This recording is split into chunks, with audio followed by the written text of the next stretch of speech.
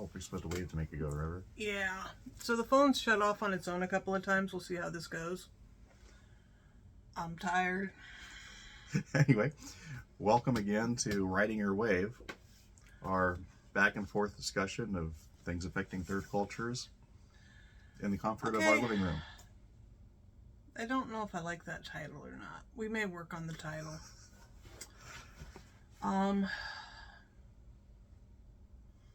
We've also changed places, so you can be extra confused today. If you didn't notice. And I have my teeth in, which I don't like, but you know, hey. So I thought we would talk about value. Value. Not value as in it was on sale or it was a good bargain, but value is in the inherent value of something. What is something worth? What is it worth to you? What's its intrinsic value? Its inherent or intrinsic is, most people would agree upon this value. What it's worth to you is a different idea. We'll cover all these things. Or we won't. Or we won't. Either way, you're going to have a good time. Okay, I had a blood sugar problem earlier, so I'm kind of like a little grumpy. I'm working on it. I really am. Let's start with... Okay, when I was a kid at one point, we were in the store with my grandmother, and pot pies were on sale, and I do believe they were on sale 5 for $1 or 4 for $1, and I was like, ooh, let's get pot pies. And she informed me that she never spends more than 10 for $1 for pot pies. I had never seen pot pies that cheap. Ever. Never would. Nope. Which means pot pies quit being something she bought because they got too perceived expensive to her. The perception of excess cost. Yeah. Negated her from ever buying the product again, rather than adapting to normal inflationary standards. Yes. So we're going through an inflationary period right now. Oh, yeah. If you were paying attention, we went through what was considered a deflationary period between 2011 and 2013. With inflation, food inflation specifically. But we were in a bit of a boom going into the Great Recession, and people weren't paying attention because I was watching people in my life not pay attention. I was watching somebody saying, I'm spending the same amount on groceries that I've always spent. And I'm like, didn't you used to shop at Fred Meyer's? Yeah. And now you're shopping at Grocery Outlet and Walmart. So you're spending the same amount and getting the same food, but it's a lower quality.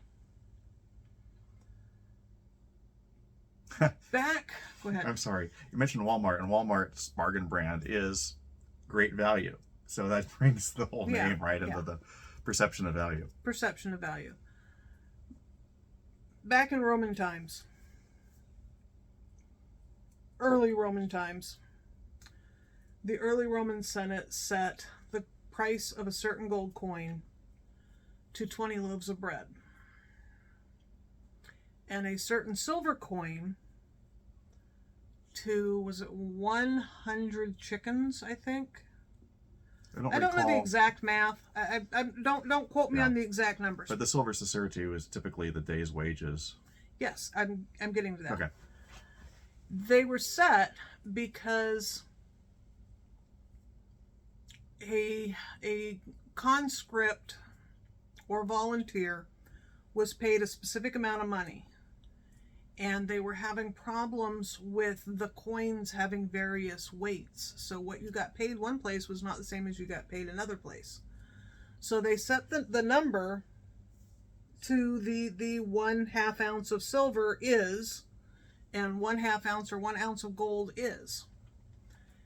And that amount chased humanity, Western world, straight up into modern times until the 80s. The ratio that gold to silver is supposed to be is considered a fundamental in the markets. It held until the Hunt brothers did their speculation with silver and broke the silver market.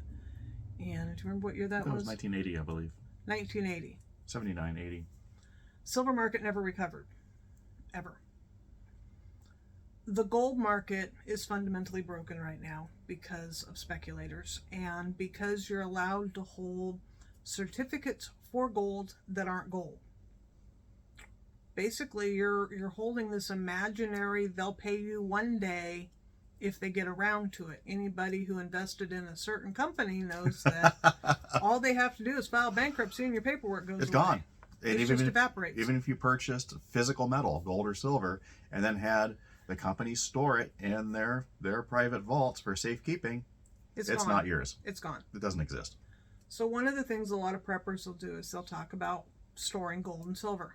You know, civilization falls, I'm going to have gold and silver to buy things with. That's right. Smith & Wesson beats 5 aces. Okay? Smith & Wesson beats an ounce of gold. So I'll store my firearms. Marine Corps Scouts beats anything you store. One Marine Corps Scout. How many of them are there out there? And, let's say they have a fire team. Or a former SEAL team, or just some good old boys that have been hanging out since they were 12 years old. You're not keeping anything you have at that point. You're just not. It's a wet dream to think that you, the individual, can protect yourself against anybody with long-range weapons and training and skill. The value of that gold is your dead body. Ain't worth it. Nope. It's much easier to invite them in for a cup of coffee. Going back to inherent value, you keep shaking your leg and it's disturbing me. He keeps wiggling and then it wiggles me and yeah. There's an issue of Playboy Bo Derek, 1978, I think. It's when the movie 10 came out, right? It's when the movie 10 came out. It's Bo Derek and cornrows. That issue of Playboy has sold for $30,000. That issue of Playboy has sold for $15,000, and one of those issues of Playboy has sold for $1 million.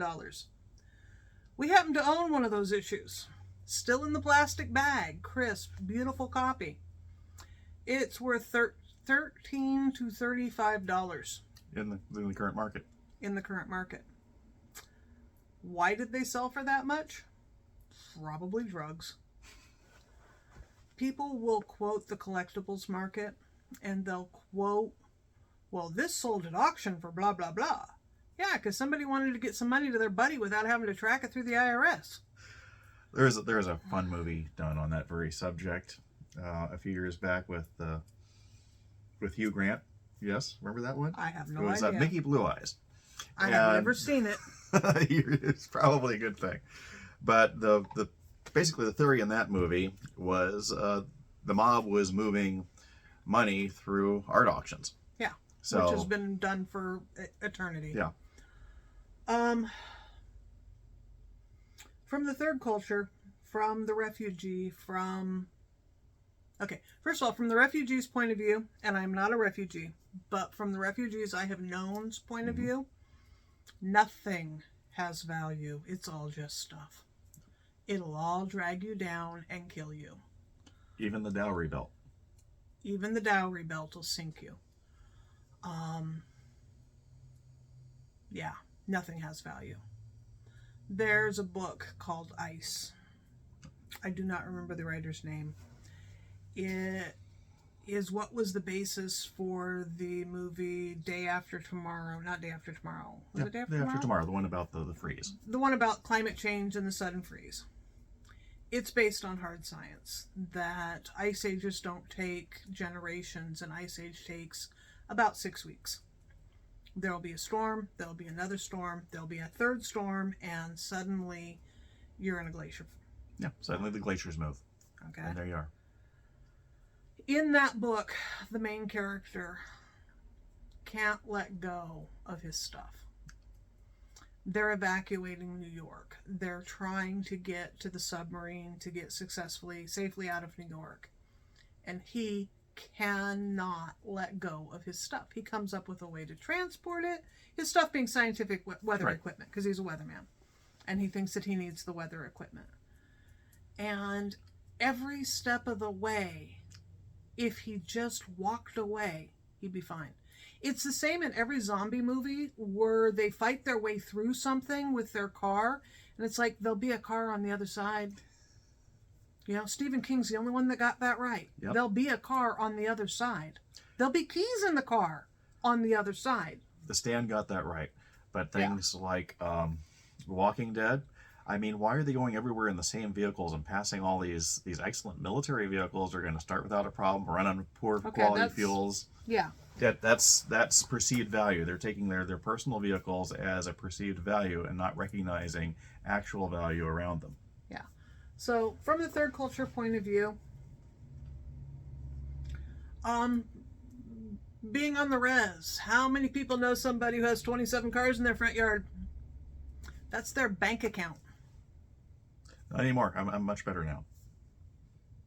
But we did live on the res, and we did have 7 at one point. That's a bank account. That's something that you need some money, you can sell a car. You need some money, you can sell car parts. Does it have any actual value? No. Because for somebody else, it's just going to get hauled away. It's watching the guy die on the road. There's a hoarder house on the way to the ocean, and at some point, whoever it was, whoever had control of it lost control of it, and the family is towing things apart 1 week at a time and just watching it all go away. There's no value. From the perspective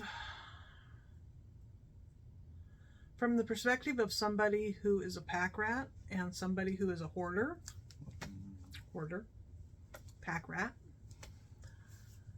everything has value. Wars were fought for something as cool as this. Show them close. Show them this beautiful limpet shell. It's a limpet shell. Okay? Wars were once fought for something as cool as this. A lucky limpet shell. Okay? I can see the value in anything. Would you stop that? I'm sorry. Move your leg. Move it. Move. Move. He keeps nesting his knee behind my knee and then vibrating. And it's very, very overstimulating. We mentioned the blood sugar issue today, yes? Okay. I apologize. We don't need to do that. Okay. See, we're actually in our living room. This is how this works. We're happy to have you with us. Yes. Okay. Perceived value. Perceived value. Let me show you one of my treasured possessions. Oh, this is really cool. I like it a lot. This is supposed to be worth between $350 and $650. Okay. That is a cookbook written by Vincent Price. The Vincent Price. The one and only Vincent Price. Because he was a foodie. And what they did in this, him and his wife did in this cookbook, it's Mary and Vincent Price, A Treasury of Great Recipes, is they went to restaurants, the best restaurants of the day. Because you're Vincent Price. Where else Because would you you're go? Vincent Price. Okay. The absolute best restaurants of the day. I'm trying to get the date. Oh, come on. It's got to have a copyright in here somewhere. It's private pressing, isn't it? Okay. Famous specialties of the world's foremost restaurants adapted for the American kitchen. What's that date right there? I can't There read we it. go. 1965. 1965. Is initial Okay. first printing. So, an example being, and it lists off the countries. I'm trying to find. I don't want to damage the book holding it up. But we need to show you some of these because it's really, really cool. Okay, so is that on the camera? Because I can't see Yeah, it. I can see it. We're on there. Okay. Vincent Price, a great gourmand, and he held world famous supper club dinner invitations to his friends to come. And as they traveled the world and went to all these 5-star restaurants, they would go over the menu, find the things they really liked, and That was a menu. they would duplicate the menus at home. But in the cookbook are facsimiles of all the menus from these restaurants from the 50s and the 60s. Then they would try to find the different one that looks better. They would reverse engineer the recipe. They would reverse engineer the recipe from their memory, and They would test it in their own home kitchen with their friends. again, that's the menu, complete with the prices, if there were prices, complete with some really questionable art.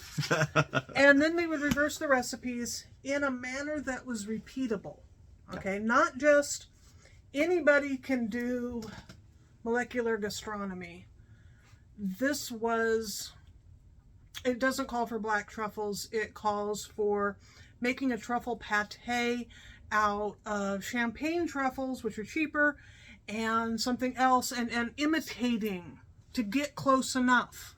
So you didn't have to be in New York at the specialty shops. You could go into Safeway. Anyway, it's a cookbook. It lists a lot of places for between $350 and $650. That is the second copy of it I have owned. Both copies were bought at the thrift store. That particular copy cost me $2.50. That was recently. How much is it worth? If I sold it, I could probably put it on Etsy for $300, probably, and then have to deal with shipping. How much is it worth? I ain't gonna sell it. The last one got stolen from me. It was amazing to find a second one. It really was. Okay, but I'll find a third one. All you have to do is look. Live somewhere where there's people who are gourmets that are getting old, and look. I don't buy clothes except at the thrift store. How much are clothes worth? You know? There's one reason why we like to live in state capitals, because usually have good access to The great thrift stores. Yeah. The point being, saying it's worth $350 to $650, what's it worth with a plumbing leak? Yeah. With a plumbing leak, it's worth nothing because it's made out of paper. What's it worth with a fire? Nothing. Is it even possible to trade it for services? Likely not. It's a very niche type of No. item. See, I can trade my fiber and my yarn for plumbing work. I've done it. Traded 2 fleeces and 10 skeins of yarn to get a sink replumbed once. Soap that you've made? Soap that I've made. Stuff like that has value. Book? None of these books have inherent intrinsic value to anyone. Not even Gilbert and Sullivan? Not even Gilbert and Sullivan. This is a cool book. Yes, we have cool books.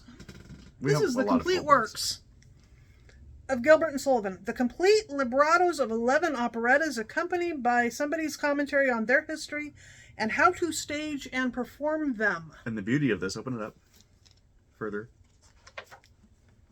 How far do you want me to open it? Until you get to the music. There we go. I mean, it's actually the music. Okay. It's the music and it's the director's notes. So if you want to hold any of these, it's the script. Let me rephrase that. Okay. Yeah. It's the script. I don't want to bend the pages. There we go. It's the script Yep. with the director's notes for whoever did the original production, plus the music. If you want to do a Gilbert and Sullivan production, this is it. And it's... You do it right there. The Mikado, Iolanthe, I can't say that one, Patience, Rigatori, Trial by Jury, The Pirates of Penzance, Princess Ida, HMS Pinafore, The Gondoliers, The Yeoman, The Sorcerer. It's an amazing collection. It's an amazing book. Online, you can find copies of this for $1,200. They only made 1,000 of them. 1,000 of this particular book. We got it for $10. But anytime I have a penchant to start singing "I'm the very image of a modern Major General," I'll kill you. I can go right here and reference it, so I don't miss any of the words. Kill you. Kill me. That's why I don't do it very often, because there is a distinct danger to life. Yeah. Anyway. Again, value. What do you value more? Your need to sing? Your need to keep touching me so I keep having to shift away as you've moved? Look how far away I am. That's because I just moved. Oh. He's touching me! I'm the very image of a modern Major General. Oh. He likes to push boundaries too. And if you didn't get the reference, he's touching me as Stitch. That's the perfect shirt for having a Yes. sugar crash. I'm going to hit you. I joke about hitting him a lot of times, but that's what I call hitting. Ow. Or that. Ow. Ow. Ow. Okay. Paradigm. The perfect model or the either or. The perfect model is either one of those books that are supposed to be worth hundreds and hundreds. They're on our insurance for hundreds and hundreds. Our insurance covers, is it $50,000 worth of books, or did we up it? I don't remember what it is currently, but it was pretty good, and we had a number of things specifically named in it. Yeah, we need to do that again. Yeah. Since we've moved twice, 3 times. In a perfect world, that Bo Derek is worth $10,000. But it's either or. It's either worth $10,000 or it's worth nothing. Yeah. Because it's not a perfect world. And because I don't have mafioso who owe me money currently. That's all I got on Paradigm. Don't place value on collectibles. I worked a Beanie Baby stand for a while and a Pokemon card stand for a while. And the sheer number of people who would come in with bags and bags and bags of perfectly pristine, perfectly cared for Beanie Babies or Pokemon cards and say, I have $33,000 in this. How much can you give me? That's what you paid for them, sure. That's what you paid for them, but I can give you $500. What? I can give you $500. But you're just going to turn around and sell them for $30,000. Look at my prices. Oh. If I'm lucky, I'll sell them for $1,000. If I'm lucky, I'll get $1,000 over the span of 3 months. Your best bet is to auction them yourself one at a time. I don't have time for that. I need to sell them. You might try so-and-so or such and such. I can give you $500 cash. That's all I've got. That's all I can do. Fine. Handout. Mm-hmm. Like, $500 cash. They walk away. I call the owner. Hey, I just got a whole bunch of stuff. $500 cash. Okay, I'll be down. Owner comes down and goes through the bag and goes, well, that one's going to auction. That one's going to auction. That one's going to auction. That one's going to auction. Put $10 on the rest of these. Yeah. He doesn't even get $500 out of it, usually. The profit is only on the auction if the auction goes through with bidders. Okay, so when you're on eBay and you see that the highest, the one of these that sold at the highest sold for $500, that doesn't mean they're all worth $500, because what you're not seeing from eBay specifically is that there were 22,000 auctions of the same exact item that closed at $2. Yeah. You're just seeing that highest point. You're not seeing this whole line, spike line.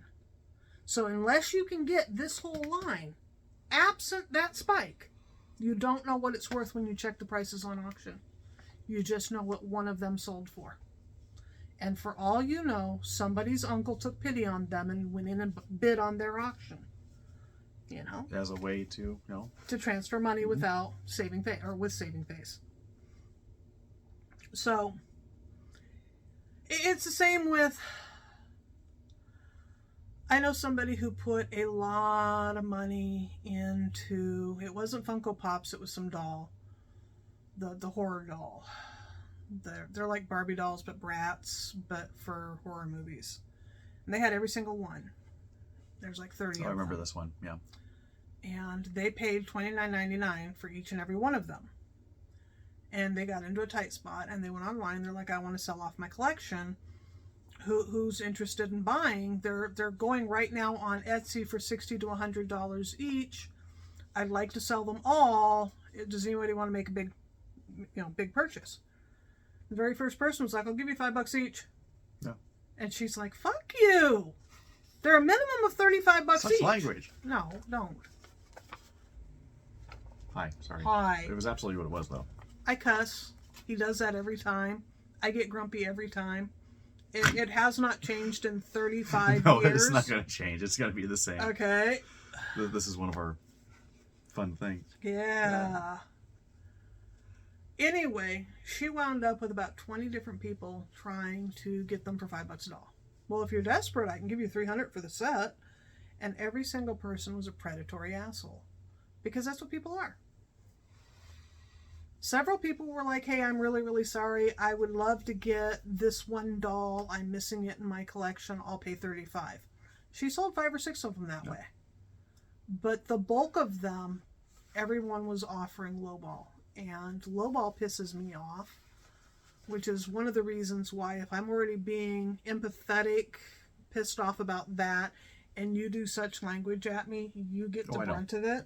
She actually made me one of those baby name bracelets, the hospital bracelets that says such language on it. It says such language. It's a treasured possession. It has much value to me personally. Yeah. But it's about 25 cents a part. Yeah, it's a little bit more than that, but yeah, it's about $1. Watching that was painful because I have so many friends who have like Funko Pop. Why? I don't understand it, but I have friends who have a wall of Funko Pop instead of a wall of books or a wall of records. There's a wall of records over there. We'll do one in front of the music wall at some point too. Probably not. That's really messy over there. Watching her go through that, it just reiterated when I was younger, I had the entire first edition set of Teenage Mutant Ninja Turtles and the entire first edition set of ElfQuest and a couple others. I don't remember what the other ones were and now. the sealed box set of the Superman Doomsday cards. I still have the sealed box set of the Superman Doomsday cards. Oh, how about that? So you do.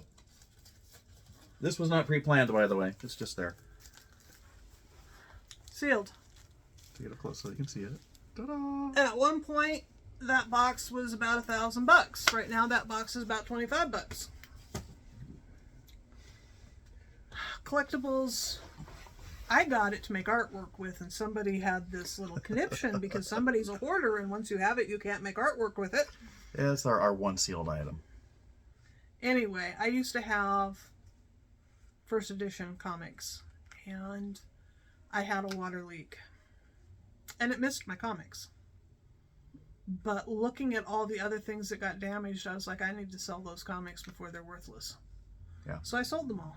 And I took my time and I sold them one piece at a time and made a decent amount of money, including the 3 Teenage Mutant Ninja Turtles comics that were autographed by the kids that wrote them back then.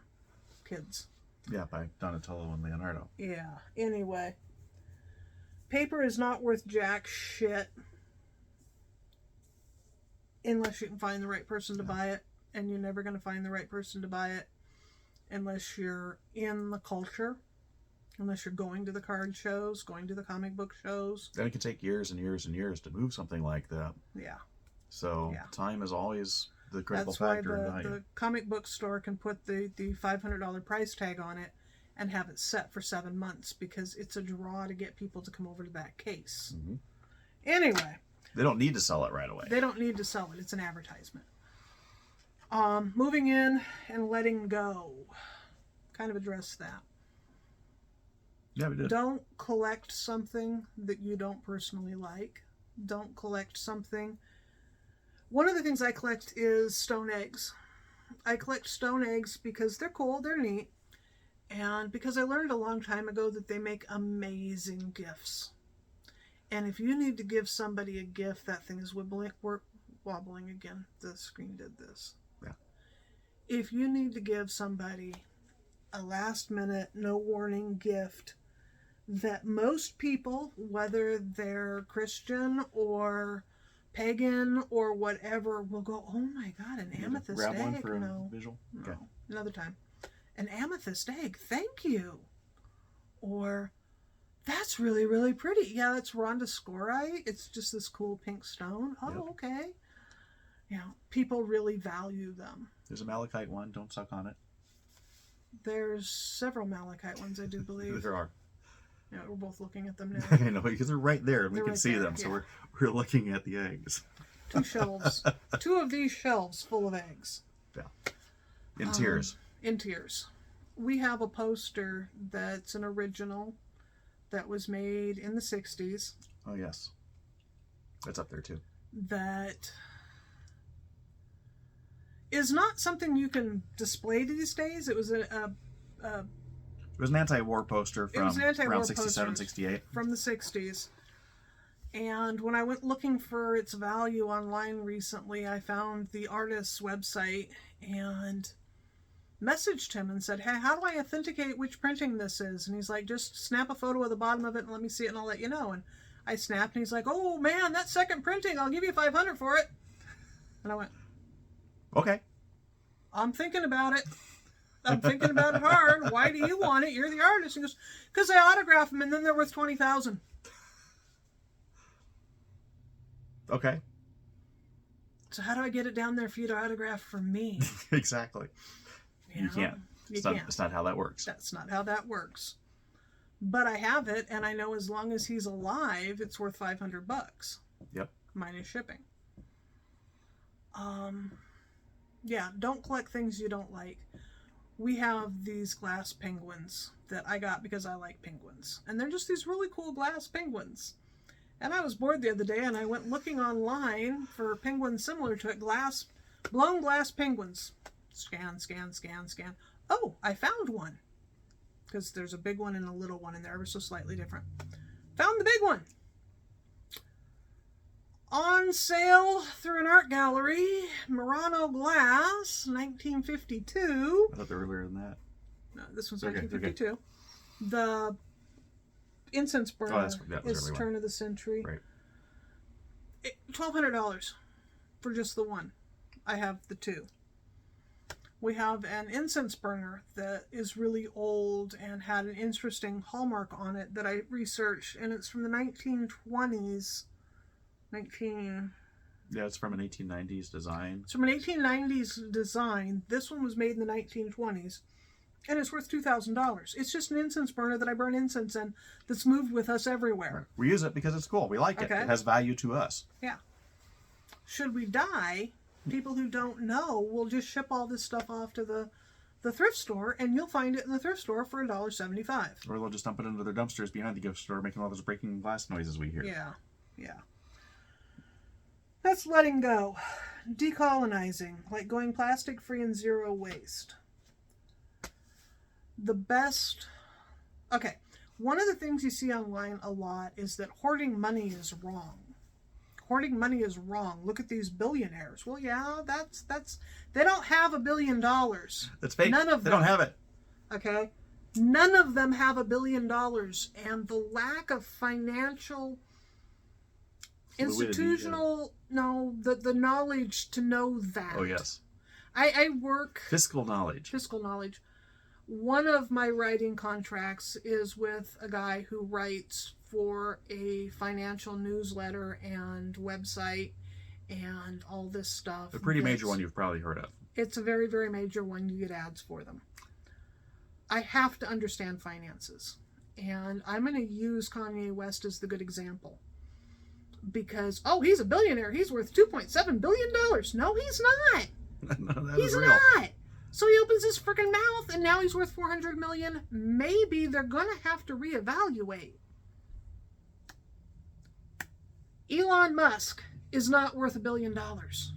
Elon Musk is not worth $80 billion or whatever his current supposed worth is. That's his credit score.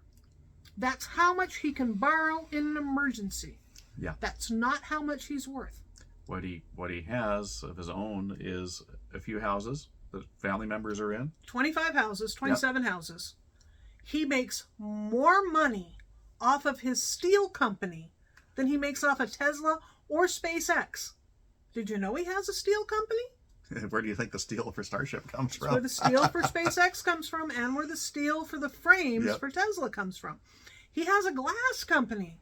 He makes more money on it than he makes from Tesla. It's where all the glass on the Teslas come from. But he only owns 10% of either one of those. He founded them. But he is not worth the money that people think he is.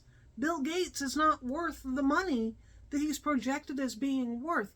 That's how much credit he has. How much can you borrow in a crisis? Okay? We can borrow like $30. Maybe. Your net worth is supposed to be calculated by if you sold everything you owned and paid off every bill you have, how much would you have left? That's your net worth. And at some point in the last about 15 years, they quit paying attention to the debt side. Oh, yeah. And started paying attention to not only if you sold everything you owned, but how much income can you project out 5 to 10 years? That's the magic Okay. determination for figuring what something is worth, or someone, or a business. Someone's net worth is a business was always minus the expenses. How much income can be made in a 5 to 10 year period? So somebody who's making $200,000 a year profit is considered to be a millionaire. Mm-hmm. They don't have $1 million on hand. No, and they couldn't liquidate even. And they couldn't liquidate portion of that. 80,000. But they're considered to be a millionaire. Not naming any people. No, of course not. So, going back.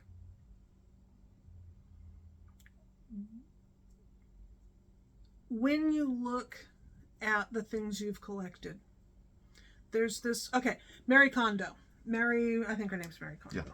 The woman who said to get rid of everything. If it doesn't give you pleasure, You pick it up and look at it. And if it doesn't give you pleasure, get rid of it. Okay?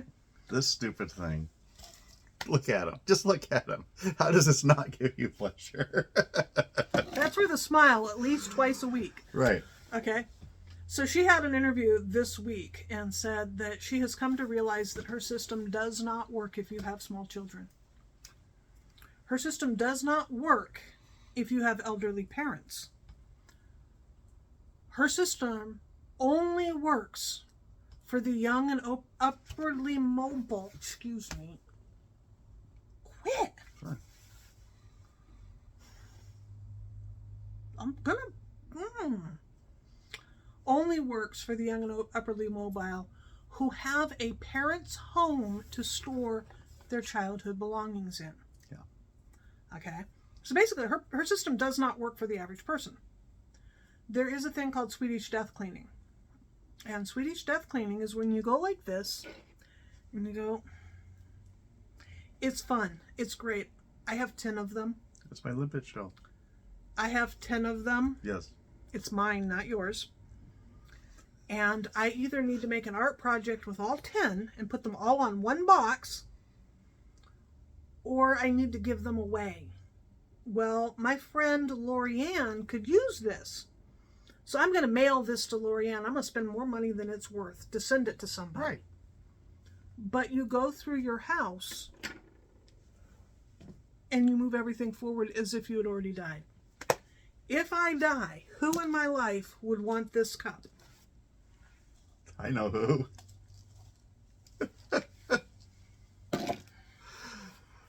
There's no intrinsic value in plastic. There's a negative value to plastic. That's worth a smile a couple times a week. That's its value. That's its value until it doesn't. And it does what serve as a you- container. What you don't understand, The eyeballs fell off of him. the eyeballs fell off of this one. We have 3 of these, and that's the only one that is still functional because it kind of gets old.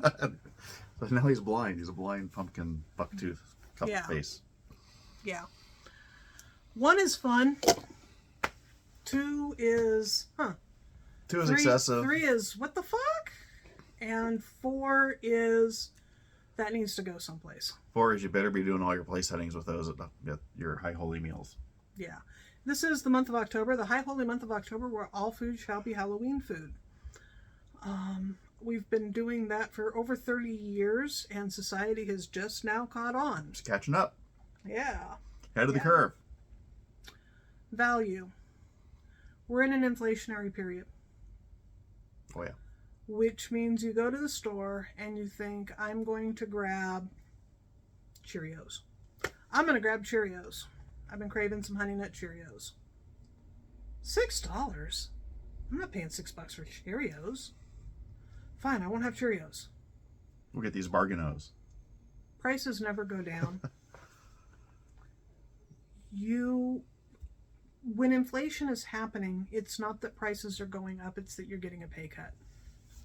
Okay? It's that your boss did not want to pay fair market value for your work.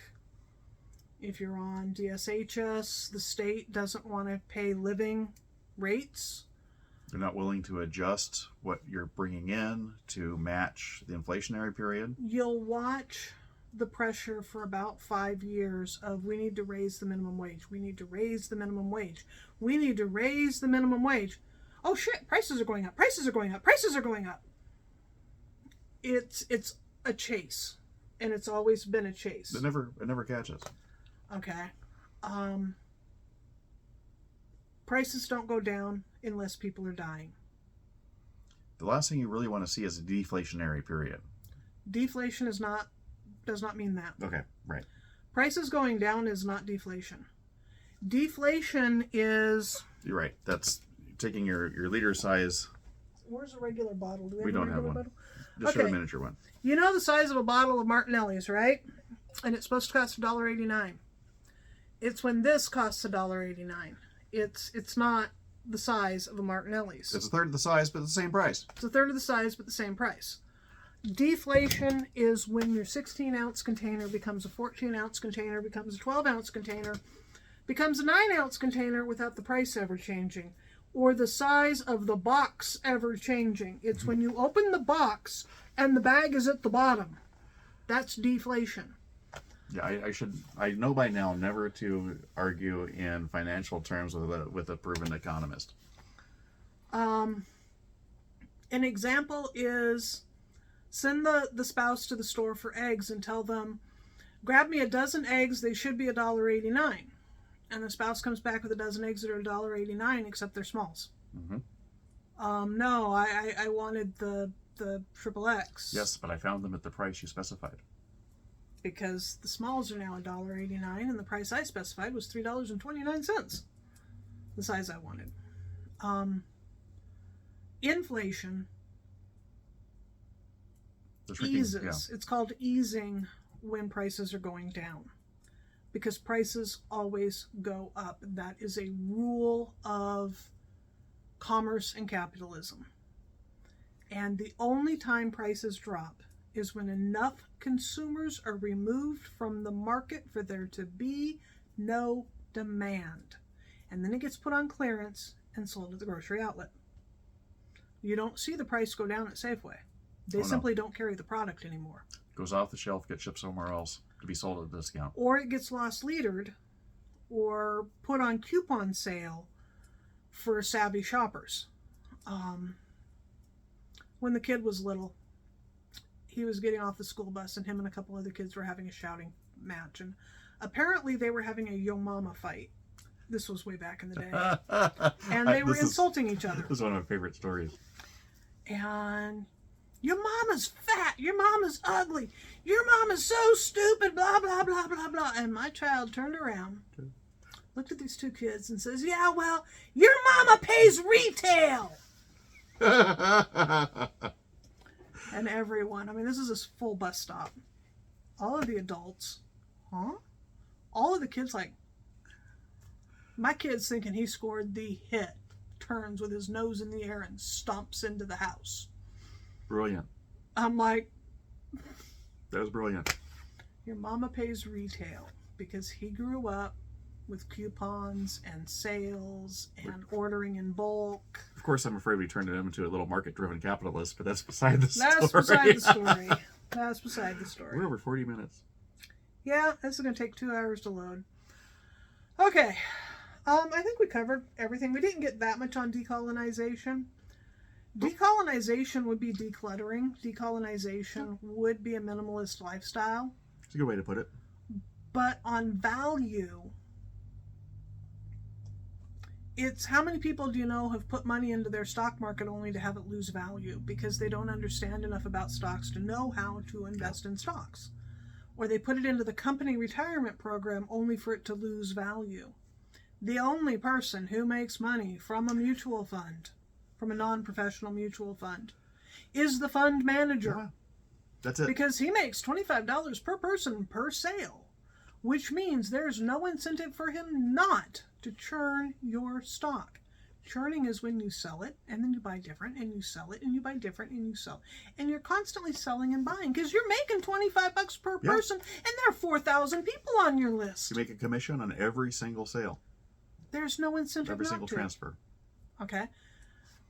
Stock market for the home person online, you've got your little app and you're doing the stock market and you think you know what you're doing. There's a commercial out there where the grandfather and the grandson, and the grandfather goes, "Huh," looks over the grandson's shoulder and says, "Huh, I just bought that." And the grandson says, "I just sold that." And they think it's a good advertisement for their app, and it's like, no, because the app took 10% or 2% per purchase and per sale. Yeah. The only person making money is that app. The app is doing great. When they took stocks and made it so anybody can buy stocks easily, it just became another form of gambling. It used to be you had to go to a stockbroker and the stockbroker advised you, and there was forms and programs, and it was more controlled. I did very well with that at a young age through a stockbroker. Yes. These days, even stocks that should do good don't. And stocks that should be valued at $60 are valued at $600 because of personality. No names, but we can think of several. Yeah. Don't buy into a cult of personality. Just don't. Not financially. Never a good idea. Decolonizing, getting out of the Western mindset, goes to artwork and jewelry, goes to, if you can take it to the farmer's market or the Saturday community market and set up a table and sell it for something near what you think it's worth, then it's worth that. Yeah. We have a record collection. We have a lot of really, really nice old records. People think that, like, the Lawrence Welk records are worth something. They're worth nothing. Nothing. I like listening to them, though. I like listening to them, and I'll buy one here and there. I like big band. I'll buy that kind of stuff. But it has no value. People think that the Beatles have value. Anything they made 60 million copies of has no value. It just doesn't. But it's good to listen to if you like it. The value is your enjoyment of it. Yeah. If you like it, it has value to you. We have probably 200, not even 200. Yeah, 200. We have about 200 cigar boxes. Different shapes, different forms, boxes, goblin boxes. They're wonderful. They're wonderful. We love goblin boxes. You find a box in a box and you go, oh, I wonder what's in this one. And you'll, oh, hey, that's this. One day we'll need to do a separate video on the concept of goblin boxes. We will. One day we'll do a video on goblin, because goblin is a lifestyle choice. I think that would be very valid. Yes. And would have value. And have value. Okay. Anyway, we're coming up on way too much. We didn't mean to go this long with you guys today, but yeah, here we are. You finally relaxed and quit trying to touch constantly. Yeah, well, it took a while. I want to thank you again for coming out tonight and hanging out with us. Can I turn it off now? Sure. Push the button. Bye-bye.